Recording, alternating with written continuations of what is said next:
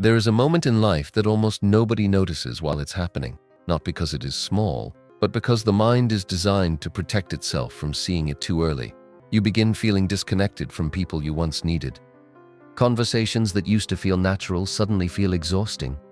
The jokes sound repetitive. The personalities feel predictable.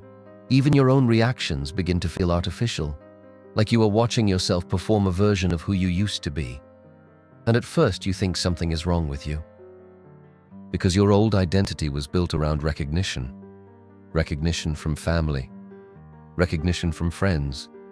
Recognition from the roles you learned to play. The agreeable one. The reliable one. The harmless one. The version of you that kept everything stable. But Carl Jung understood something most people never realize. The personality you present to the world is often a survival strategy, not a self. And survival strategies eventually expire. That is why the beginning of psychological transformation does not feel empowering. It feels like grief. You start mourning personalities you haven't even fully left behind yet. A strange loneliness appears, not because nobody is around you, but because the character they know is slowly dying, and people notice it before they understand it. Your silence changes first, then your tolerance. Then the invisible performances begin disappearing one by one.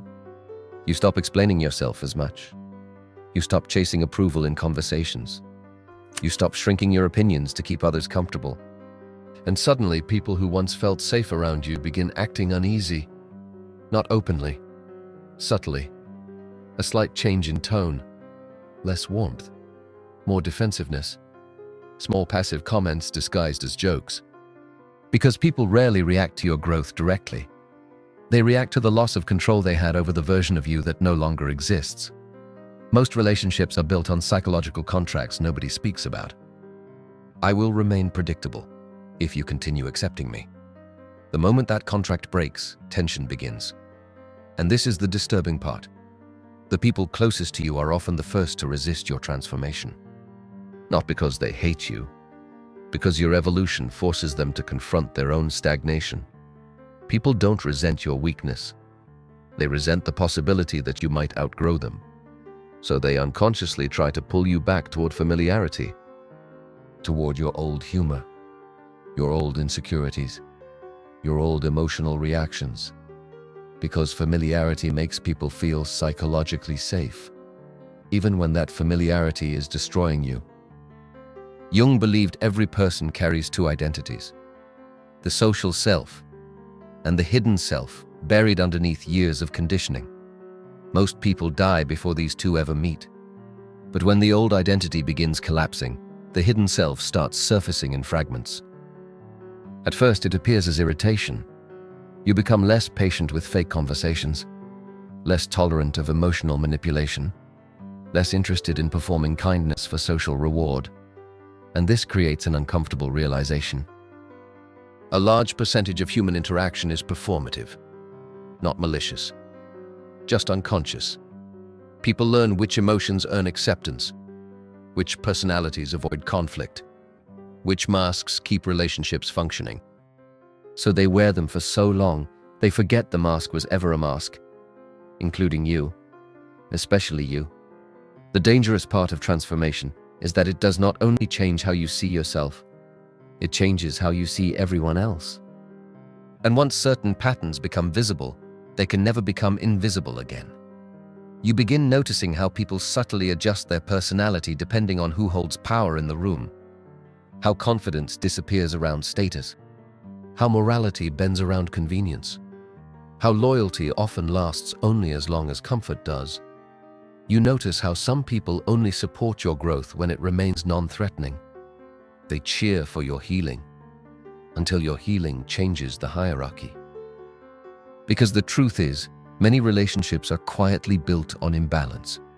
One person leads, one seeks approval, one gives certainty, the other gives validation. But when your identity begins dissolving, those old dynamics stop functioning. And people feel it immediately. The friend who suddenly becomes distant when you stop needing reassurance. The partner who becomes irritated once you develop boundaries. The family member who calls you different the moment you stop tolerating disrespect. Not because you became cruel, because access changed. Kindness without boundaries quietly teaches people how to use you. And when you remove unlimited access to your energy, people often mistake it for arrogance. This is why psychological growth feels isolating. You are not only losing habits, you are losing entire systems of social reinforcement. The old version of you knew how to survive inside certain environments. The new version no longer fits inside them, and the mind hates uncertainty. So it tries to pull you backward. You start questioning yourself late at night. Maybe I'm overthinking. Maybe I've changed too much. Maybe ignorance was easier. Because awareness creates distance, not just from others, but from your former self. Jung called this confrontation with the hidden self shadow integration. But people misunderstand the shadow. They think the shadow is evil. It isn't. The shadow is everything you were forced to suppress in order to remain accepted. Your anger, your ambition, your selfishness, your intensity, your ability to say no without guilt. As a child, you learned which parts of yourself threatened connection, so you buried them, not consciously, psychologically. And buried traits do not disappear. They wait. Then one day, during transformation, they return all at once. That is why identity death feels chaotic. You are not becoming someone new. You are meeting the parts of yourself that were abandoned long ago. And the first reaction is usually fear, because suppressed traits initially appear dangerous when they surface. A person conditioned to be agreeable experiences boundaries as cruelty. A person conditioned to seek approval experiences independence as isolation. A person trained to suppress anger experiences self-respect as aggression. The psyche confuses unfamiliarity with danger, so the old identity fights for survival. Hard. You may notice yourself suddenly craving old distractions again, old relationships, old coping mechanisms, not because they fulfilled you, but because they stabilized your previous identity. Humans become attached to emotional familiarity more than happiness. That is why some people repeatedly choose relationships that hurt them. Pain that is predictable feels safer than freedom that is unfamiliar. And this creates one of the darkest realizations during psychological transformation. A large portion of human behavior is not driven by consciousness. It is driven by conditioning, pretending to be personality. Once you begin seeing conditioning clearly, another unsettling pattern emerges. Most people are not interacting with reality. They are interacting with interpretations inherited from their past. One person hears disagreement and feels attacked. Another hears silence and feels abandoned. Another hears honesty and experiences humiliation. The event is the same. The internal meaning changes everything. And this is why two people can live inside completely different psychological worlds while standing in the same room. Jung believed the human mind is filled with hidden structures formed long before conscious awareness develops. Childhood humiliations, unspoken fears, emotional debts, invisible loyalties. These things do not disappear with age. They become personality. The man obsessed with control is often protecting himself from helplessness. The woman addicted to validation may still be negotiating childhood invisibility. The person who constantly rescues others may secretly fear being emotionally abandoned themselves. Human behavior becomes much darker when you realize how rarely it is conscious. People call it love, but sometimes it is dependency. People call it loyalty, but sometimes it is fear of isolation. People call it kindness, but sometimes it is self-erasure disguised as virtue. And perhaps the most dangerous illusion of all, people call adaptation maturity, when in reality they have simply become experts at suppressing themselves. You begin noticing how entire social environments reward emotional numbness. At work, authenticity becomes risky. In relationships, honesty becomes filtered.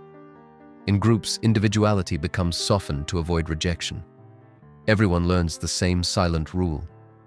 Belonging often requires self-betrayal, so people split themselves in half. One half becomes socially acceptable. The other half disappears underground. But the buried self never stays buried forever. It leaks out indirectly, through passive aggression, through resentment, through addiction, through emotional outbursts that seem irrational. Most people are not angry about the present moment. They are reacting to years of psychological compression. And the more suppressed a person becomes, the more unpredictable their shadow grows. This is why the calmest people sometimes explode without warning. The explosion did not begin that day. It began years earlier. The human psyche keeps records even when consciousness forgets. That is why certain comments affect you more than they should, why certain rejections feel catastrophic, why some people instantly trigger emotional reactions you cannot logically explain. The nervous system remembers what the conscious mind tries to move past. And when your old identity begins dying, those buried memories often resurface. Not visually, emotionally. Sudden shame, unexpected rage, strange grief without explanation. The psyche begins reopening rooms you locked years ago, not to punish you, to integrate what was abandoned there. But integration is painful because it destroys innocence. You stop seeing yourself as purely good. You stop seeing others as purely evil. You stop believing human behavior is simple. You realize even manipulation often comes from fear. Even arrogance often hides insecurity. Even cruelty sometimes grows from buried humiliation. This does not excuse destructive behavior, but it changes how you perceive humanity. The world becomes psychologically transparent, and transparency is difficult to live with. Because once you see the unconscious motives behind people's behavior, social interaction starts feeling strangely artificial. Compliments sound strategic. Politeness sounds rehearsed. Confidence sometimes feels like performance masking terror.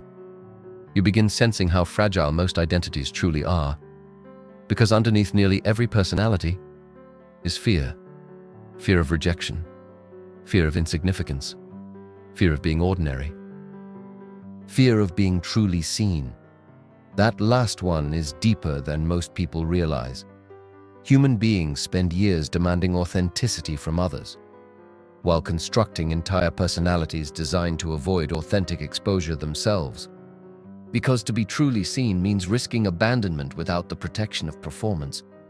And most people would rather be accepted for a mask than rejected for something real. So they adapt constantly.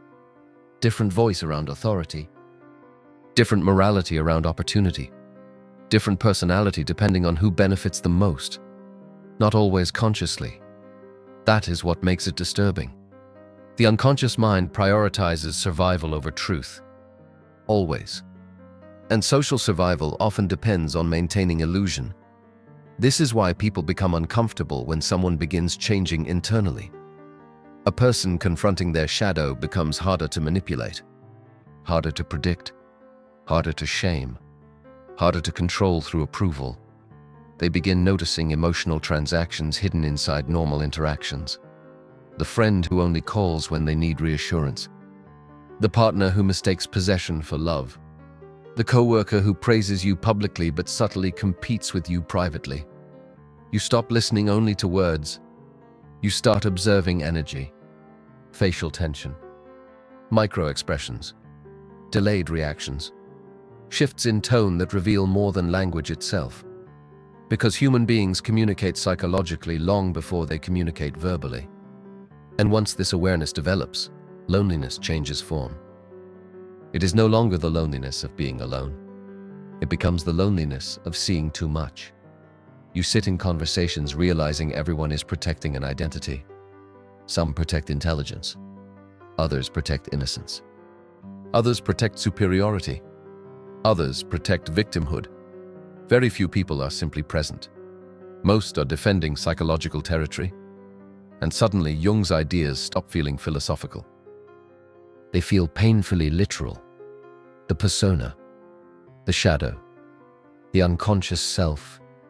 You begin seeing them everywhere, especially in yourself, because transformation eventually forces an unbearable realization. Your old identity was not entirely authentic either. Some of your kindness was fear. Some of your patience was avoidance. Some of your love was dependency disguised as devotion. That realization hurts. Not because you were fake, but because you were unconscious. There is a difference. An unconscious person believes their behaviors are choices. A conscious person begins seeing the hidden motives underneath those choices. And awareness changes everything. The moment you become aware of a pattern, participating in it starts feeling painful. You can no longer pretend not to notice disrespect. You can no longer tolerate conversations that drain your soul. You can no longer abandon yourself just to maintain connection. This is where many people panic during transformation, because the old identity dies faster than the new one forms. And in between those two versions of self, there is emptiness, no certainty, no clear personality, no stable social role, just observation. You stop knowing exactly who you are, but you become painfully aware of who you are not anymore. And that psychological void can feel terrifying, because humans crave identity almost as much as they crave survival. Without identity, the ego feels exposed. That is why people rush to label themselves constantly. Political labels, relationship labels, personality labels, social labels, anything to avoid the terrifying fluidity of self-awareness. But Jung understood something most people spend their entire lives avoiding. The real self is not found. It is uncovered through the destruction of illusion. And destruction rarely looks beautiful while it is happening. From the outside, transformation often resembles failure. You become quieter, more selective, less emotionally available to chaos that once consumed you. People misinterpret this immediately. Some call you cold, others call you arrogant. Others quietly begin resenting the emotional access they no longer have. Because when your identity changes, the people around you are forced to adapt too. And many would rather punish your transformation than participate in it. That is why growth often triggers social resistance. Not open resistance, subtle resistance. The sarcastic comment, the dismissive tone, the sudden distance, the quiet attempt to make you feel guilty for changing. Because your evolution disrupts emotional routines people depended on. The version of you who tolerated disrespect made others comfortable. The version of you who constantly explained themselves made others feel secure. The version of you who stayed small allowed others to avoid confronting their own limitations. But once the old self begins dying, you stop feeding certain dynamics. And some relationships collapse the moment unconscious access disappears. Most relationships don't end when respect disappears. They end when awareness appears. That realization changes how you see nearly every human connection. You begin noticing how much of social interaction depends on mutual unconsciousness. Two people silently agreeing not to examine certain truths. Two friends maintaining closeness through distraction rather than depth. Two partners avoiding honesty because honesty would force transformation. Awareness destabilizes systems built on illusion. And illusion is more common than people think. Many people do not want truth. They want emotional comfort wrapped in believable stories. The story that loyalty guarantees permanence. The story that love automatically creates understanding. The story that good people are always treated fairly. Reality quietly destroys these illusions over time, not cruelly, naturally. Jung believed psychological suffering often begins the moment a person can no longer maintain the illusion they once survived through. And that is exactly what identity death feels like. The collapse of psychological fiction.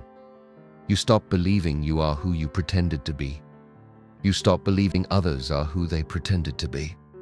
You stop believing society rewards authenticity in the way you once imagined. At first, this feels cynical. But eventually it becomes clarifying, because clarity removes fantasy. You begin seeing how desperately humans want certainty inside an uncertain world. So they create narratives about themselves, about morality, about success, about relationships. But underneath many of those narratives is fear management. The fear of being meaningless, the fear of being abandoned, the fear of confronting the emptiness beneath performance. And the deeper your awareness grows, the harder it becomes to participate in shallow social theater. You stop forcing laughter, stop over-explaining, stop performing emotional reactions you do not genuinely feel. This unsettles people more than conflict ever could, because authentic detachment exposes artificial attachment. And artificial attachment is everywhere. People pretending to care because they fear loneliness. People pretending to love because they fear starting over. People pretending to be confident because they fear invisibility. The world begins feeling like a psychological stage filled with exhausted actors terrified to break character, including you, especially you. Because the final stage of identity death is not realizing others wear masks. It is realizing how long you worshipped your own. There comes a point where the transformation stops feeling intellectual. It becomes physical. Your body reacts differently to certain people. Certain environments begin draining you instantly. Conversations that once felt normal now leave behind a strange internal heaviness, because the psyche speaks through sensation long before the conscious mind fully understands what it knows. You start sensing tension hidden underneath politeness, envy hidden underneath support, manipulation hidden underneath affection. Not perfectly, but enough to change your behavior. And this is where life becomes dangerous in a different way. Because awareness creates separation. The more conscious you become, the harder it becomes to participate in relationships built on unconscious patterns. You stop tolerating emotional games. Stop chasing validation. Stop needing constant reassurance to stabilize your identity. But the absence of chaos initially feels empty. Many people return to toxic environments, not because they enjoy suffering, but because suffering once made them feel psychologically alive. Peace feels unfamiliar to a nervous system trained in survival. That is why some people sabotage healthy relationships, why calmness feels suspicious, why stability can feel emotionally flat after years of dysfunction. The nervous system confuses intensity with meaning, and modern life quietly reinforces this confusion. Constant stimulation, constant comparison, constant performance. Everyone trying to appear valuable. Everyone trying to appear happy.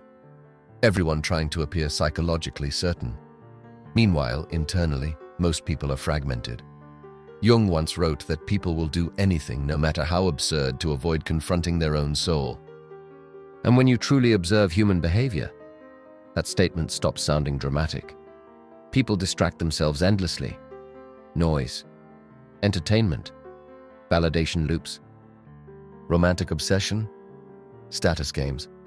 Anything to avoid sitting alone with the unanswered questions underneath identity. Who am I without approval? Who am I without performance?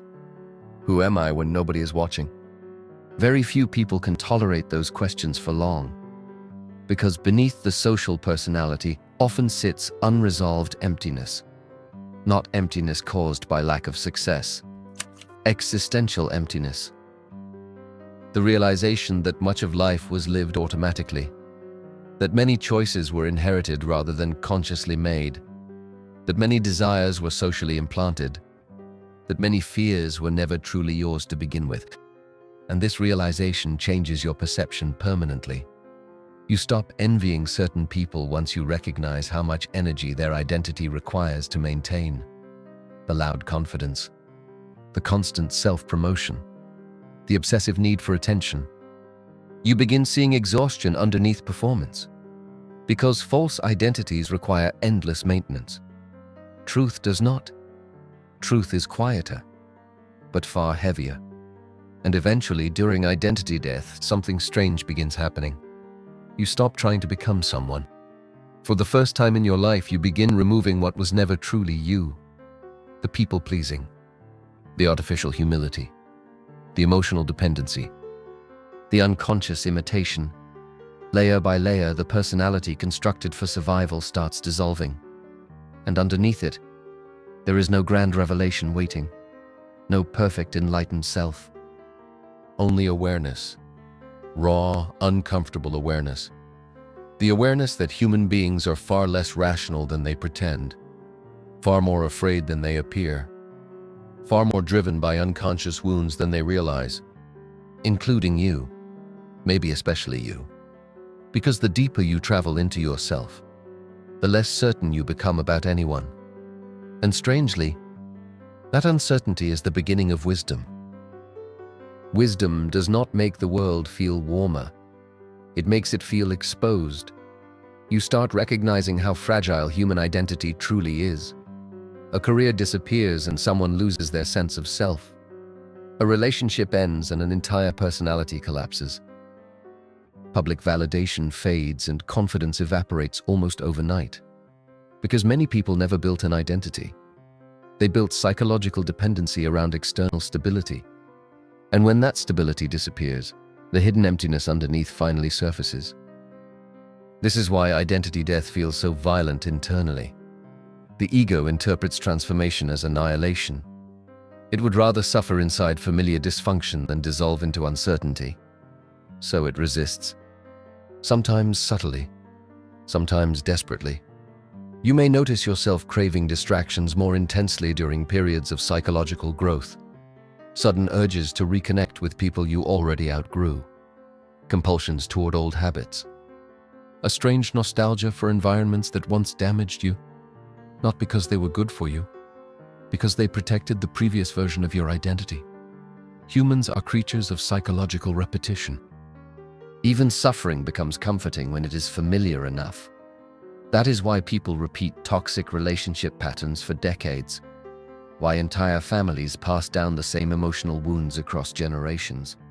Why societies reward conformity while publicly praising individuality. Most people do not want freedom. Freedom demands responsibility for the self. And responsibility is terrifying once you realize how much of your life was unconscious. This is where Jung's ideas become deeply uncomfortable. Because shadow integration does not simply reveal darkness. It reveals participation. You begin realizing how often you betrayed yourself to remain accepted. How often you stayed silent to avoid rejection. How often you performed weakness because strength threatened other people. And then an even darker realization appears. Some people benefited from your unconsciousness. The partner who relied on your lack of boundaries. The social circle that depended on your self-suppression to maintain its hierarchy. When you evolve psychologically, certain people lose access to the version of you they controlled most easily. And not everyone responds gracefully to losing control. Some become passive-aggressive. Some become dismissive. Some suddenly withdraw affection. Not because you harmed them, because your awareness disrupted an unconscious agreement. That is why transformation can feel socially brutal. The more authentic you become, the fewer performances you can tolerate. And performance is the glue holding together much of modern social life. People perform confidence, perform morality, perform empathy, perform individuality. But performance eventually creates exhaustion, because maintaining a false self consumes enormous psychological energy.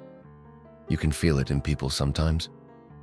The subtle tension behind forced charisma, the emptiness behind rehearsed positivity, the desperation hidden underneath constant self-display. And eventually you realize something that changes the way you see humanity forever. Most people are not searching for truth. They are searching for emotional certainty. Truth is destabilizing. Truth destroys comforting illusions.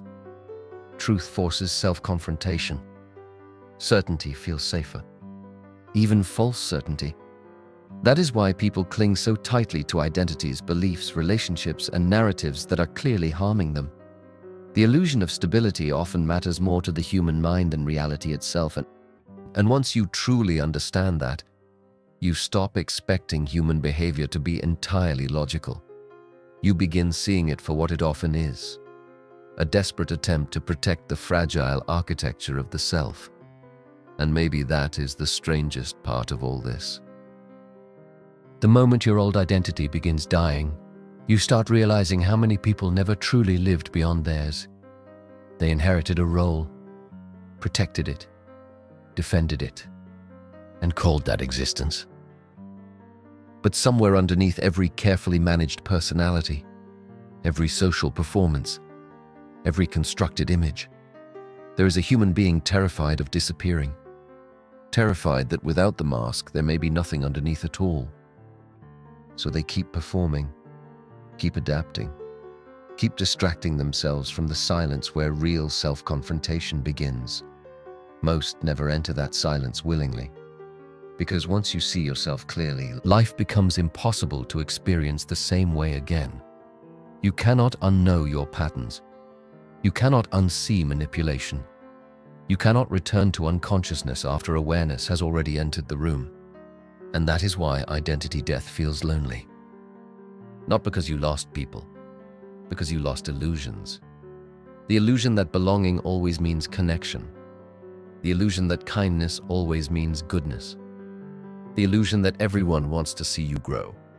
Some people only love the version of you that requires less from them. But the moment you stop abandoning yourself to maintain comfort, everything changes. Your relationships change. Your conversations change. Your tolerance changes. You change. Quietly. Irreversibly. And eventually you understand what Jung meant all along. The real danger is not becoming someone new. The real danger is spending your entire life trapped inside a personality built only to survive. Because one day, if you are lucky enough to wake up, you may discover the person you called yourself was only a mask designed to keep others comfortable. And the most unsettling part? Some people will spend their entire lives protecting a false identity, simply because they are too afraid to meet who they are without it. If this made you recognize something uncomfortable about yourself or the people around you, leave a comment with, "The mask is slipping."